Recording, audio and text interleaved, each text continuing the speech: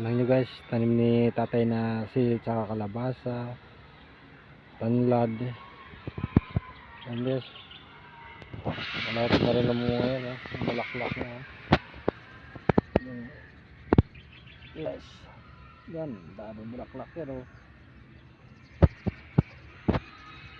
Lumalabas na rin yung ano. So ito yung ano yan, yung tanim na talong.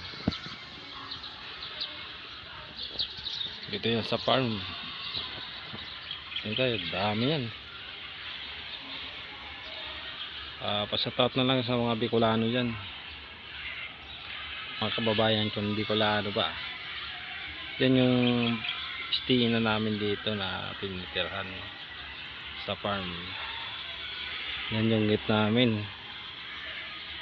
Yes, di ba ang ganda ng tanaw?